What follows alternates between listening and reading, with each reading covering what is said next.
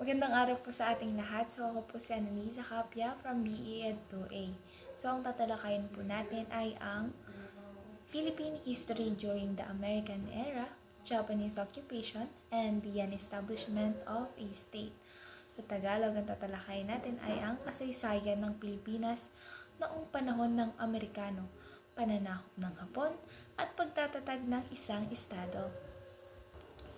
So, mauuna ang American era o panahon ng Amerikano. So, sinasabi dito na nagsimula ang digmaang Kastila-Amerikano noong 1898 na humantong sa pagkatalo ng Espanya at ang pagsesyon ng Pilipinas sa Estados Unidos na sa ilalim ng Treaty of Paris sa halagang $20 million. So, noong June 12, 1898, idineklara naman ni Emilio Aguinaldo ang kalayaan ng Pilipinas na tinutulan ng USA or United States of America na nagresulta sa digmaang gerilya. Nahuli si Aguinaldo noong 1901 at hinirang ng US si William Howard Taft bilang unang gobernador. So sinasabi din dito, ang Batas Jones ng 1916 ay lumikha ng isang lehislatura o ang ibig sabihin ay mga may kapangyarihang gumawa at magbago ng batas ng Pilipino. Itinatag din ng Tidings-McDuffie Act of 1934 ang Commonwealth at nangako ng kalayaan noong 1946. At si Manuel L. Quezon ang naging unang Pangulo ng Commonwealth na natupad noong July 14, 1946 na minarkahan ang pagsilang ng Republika ng Pilipinas.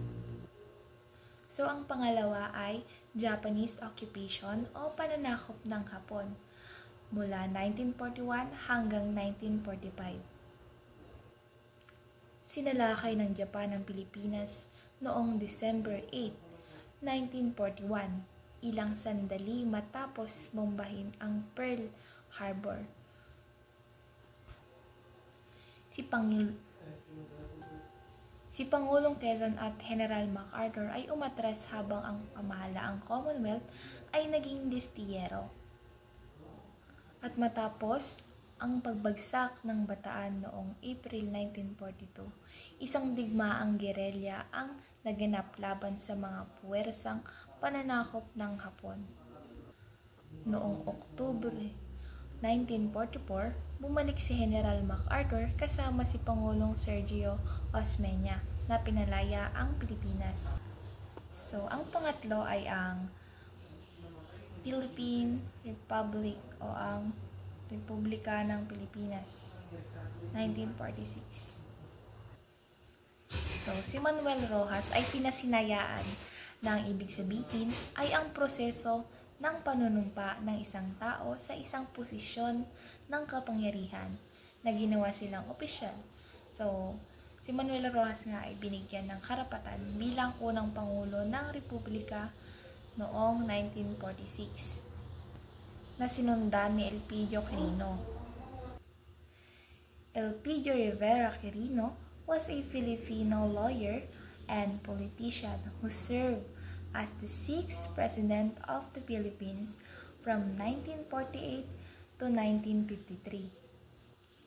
Hinarap nila ang mga hamon mula sa Hukbalahap, isang militanteng grupo na binuo mula sa mga gerilyang anti-Japanese. Si Elpidio Quirino ay sinundan ni Ramon Magsaysay sa pagkapangulo noong 1953 na naging popular sa kanyang pamumuno.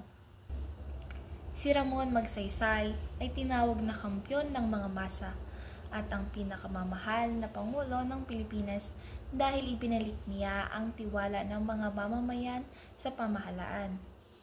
Winakasan niya ang korupsyon sa pamahalaan at pinatalsik ang mga inkompetenteng general. Ngunit sa kasamaang palad, siya ay namatay sa aircraft disaster noong March 17, 1957. Kaya si Carlos Garcia ang humalili sa kanya bilang Pangulo. Carlos Garcia was a Filipino teacher, poet, orator, lawyer, public official, political economist, guerrilla and Commonwealth military leader who was the 8th President of the Philippines. Pagkatapos ng pamumuno ni Carlos Garcia, ay sinundan siya ni Diosdado Macapagal noong 1961. So, Diosdado was a Filipino lawyer, poet, and politician who served as the 9th President of the Philippines, serving from 1961 to 1965, and the 6th Vice President, serving from 1957 to 1961. At idiniklara ang Hunyo 12 bilang araw ng kalayaan na nag-imbita kay Aguinaldo sa pagdiriwang noong 1962. Thank you po sa pakikinig.